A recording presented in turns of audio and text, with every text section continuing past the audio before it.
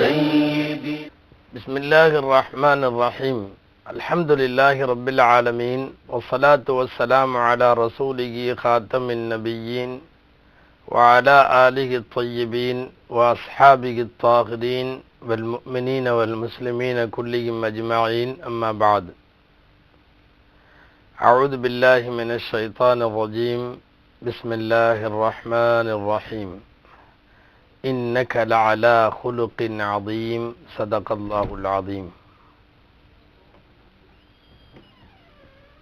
நபிகள் நாயகம் ஸல்லல்லாஹு அலைஹி வஸல்லம் அவர்களிடத்தில் கேட்கப்பட்ட பல்வேறு கேள்விகள் பல்வேறு நேரங்களில்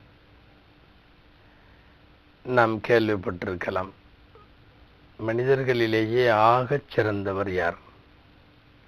நபி ஸல்லல்லாஹு அலைஹி வஸல்லமுடைய பதில், யாரோட குணம் நல்லா இருக்கோ அவங்க தான் மனிதர்களில் சிறந்தவர்கள்.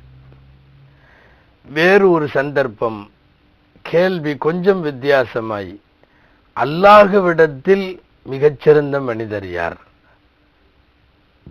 மீண்டும் பதில் அதே பதில், மனிதர்களில் எவருக்கு நல்ல குணங்கள் வாய்க்கப்பட்டிருக்கிறதோ அவர் அல்லாஹ்விடத்தில் சிறந்தவர். நிறைய கேள்விகளுக்கு, நன்மையை சார்ந்த அத்தனை கேள்விகளுக்கும் பதில் நல்ல குணம் இருக்க வேண்டும்.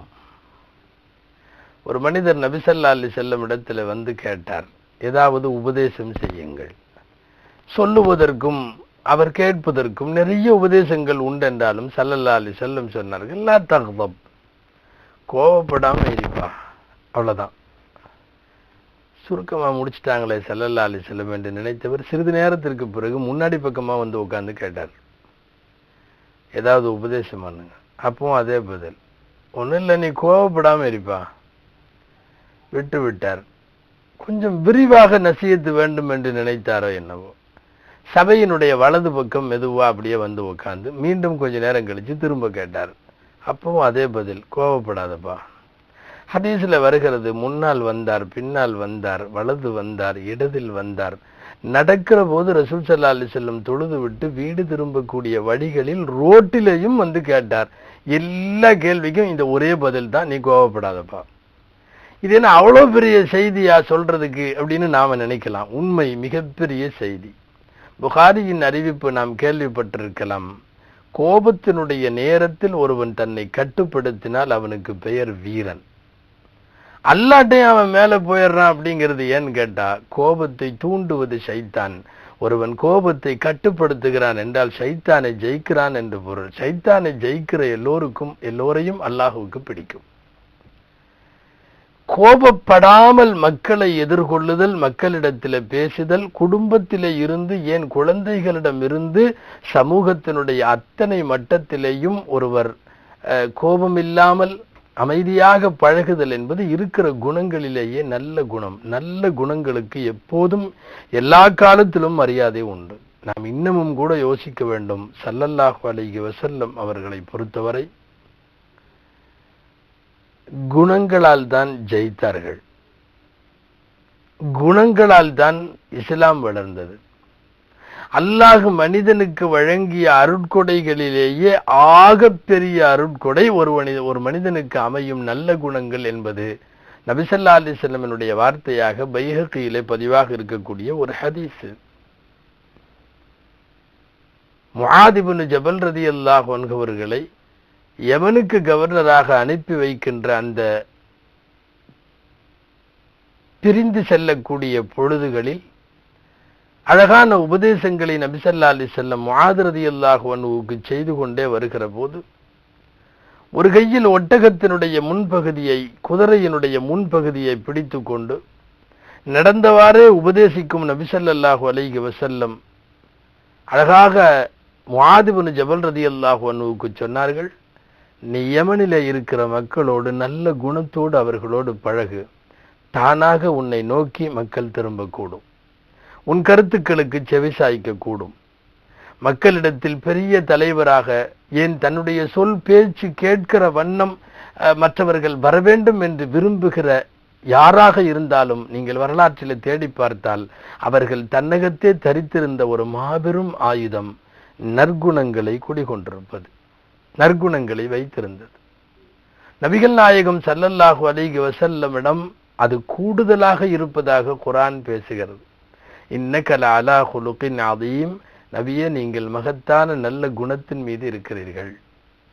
பாராட்டுவதற்கு ரசூலுல்லாஹுவின் எத்தனையோ செய்திகளை சொல்ல முடியும் என்றாலும் நபி ஸல்லல்லாஹு அலைஹி வஸல்லமுடைய அரசியல், ரசூலுல்லாஹுவின் பொருளியல், ரசூலுல்லாஹுவினுடைய குடும்பவியல் எல்லாம் சொல்லலாம் என்றாலும் அல்லாஹ் குலுக் அதீம் என்று சொல்லக்கூடிய நற்குணங்களை தான் மிகப்பெரிய நற்சான்றிதழாக தருகிறான். நபி ஸல்லல்லாஹு அலைஹி வஸல்லம் சொல்லுவார்கள், மதீனா குணங்களால் மட்டுமே ஜெயிக்கப்பட்டது.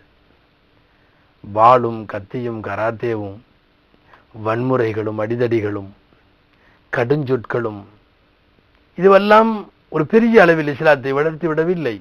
ஃபுத்திஹத்தில் மதீனத்து பில் அஹ்லாக், மதீனா அஹ்லாக்குகளால் வெற்றி கொள்ளப்பட்டது என்று சொன்னார்கள் ஸல்லல்லாஹு அலைஹி வஸல்லம். இன்னைக்கு வசதி வாய்ப்புகளுக்கு பஞ்சம் இல்லை, ஆனால் குணங்களுக்கான பஞ்சம் ஏற்பட்டிருக்கிறது. நல்ல குணங்களை உடைய மனிதர்களை பார்ப்பது அரிது. வெளியிலே தென்படுகின்ற தோற்றங்கள் வேறு, அவர்களின் மனதிற்குள்ளே மண்டி கிடக்கிற அழுக்குகளும் அழுக்காறுகளும் வேறு. பல நேரங்களில் சுயநலம் மிகைத்து போன நற்குணங்களுக்கு சம்பந்தமே இல்லாதவாறு மனித சமுதாயம் போய்கொண்டிருப்பது மிகப்பெரிய வருத்தமான செய்தி.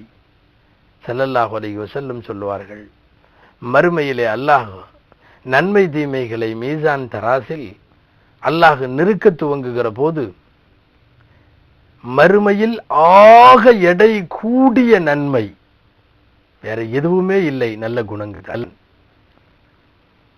பல்லாயிரம் தொழுகைகள், நோன்புகள், ஜகாத்துகள், ஹஜ்ஜுகள், ஆயிரக்கணக்கான நல்ல செயல்பாடுகள், இவைகளெல்லாம் வைத்து நிறுக்கப்படுகின்ற அதே தட்டில் குணங்கள் நிறுக்கப்படுகிற போது எல்லாம் கீழிறங்கி குணங்கள் மேலேறி விடும் என்று சொன்னால் அந்த குணம் தரித்து வாழ வேண்டியதன் அவசியம் நமக்கு புரிகிறது. கெட்ட வார்த்தை பேசக்கூடியவர்கள், கடுஞ்சொற்களால் எப்போதும் மக்களை அணுகக்கூடியவர்கள், தங்களுடைய சமுதாயத்தின் பெரியவர்களை சகட்டு மேனிக்கு திட்டுபவர்கள், விமர்சிப்பவர்கள், வீட்டு பெரியவர்களிலே இருந்து சமுதாய பெரியவர்கள் வரை அவர்களை மதிக்காமல் வாழக்கூடியவர்கள், கண்ணியத்திற்குரியவர்கள் என்று சமுதாயம் யாரை கருதுகிறதோ அவர்களை எல்லாம் கேவலப்படுத்த நினைப்பவர்கள், முஸ்லிம்களை காஃபிர்கள் என்று சொல்லக்கூடியவர்கள், அவரை பத்துவா கொடுப்பவர்கள், முஸ்லிம்களை பார்த்து சாபம் செய்பவர்கள், தன் வீட்டிலே உள்ளவர்களானாலும் வெளியிலே உள்ளவர்களாலும் அவர்கள் நாசமாகட்டும் என்கிற தகாத வார்த்தைகளை பயன்படுத்தி பத்துவா செய்தல், இவர்கள் அத்தனை பேரும் நினைவில் வையுங்கள், அல்லாஹ்வுக்கும் ரசூலுக்கும் எதிரிகள். அல்லாஹ் ரசூலுக்கு உகந்த மிகப்பிரியமான நண்பன், தோழன் யார் என்று சொன்னால் நிச்சயமாக நல்ல குணங்களை யார் கடைபிடித்திருக்கிறார்களோ அவர்கள்தான். ஆயிஷா அம்மா ரலியல்லாஹு அன்ஹா அவர்களுக்கு நபி ஸல்லல்லாஹு அலைஹி வஸல்லம் அவ்வப்போது செய்யும் உபதேசங்களில் மிக முக்கியமான உபதேசம் நல்ல குணங்களை பற்றியது. இன்னல்லாஹ ரஃபீகுன் யுஹிப்புர் ரிஃப்க, இறைவன் மென்மையானவன், மென்மையை விரும்புகிறான். மென்மை தரக்கூடிய மேன்மையை விட உலகத்தில் வேற எதையும் மனிதன் சாதித்து விட முடியாது. மிகப்பெரிய அளவில் அவனுடைய வளர்ச்சியை கொண்டு போக முடியாது.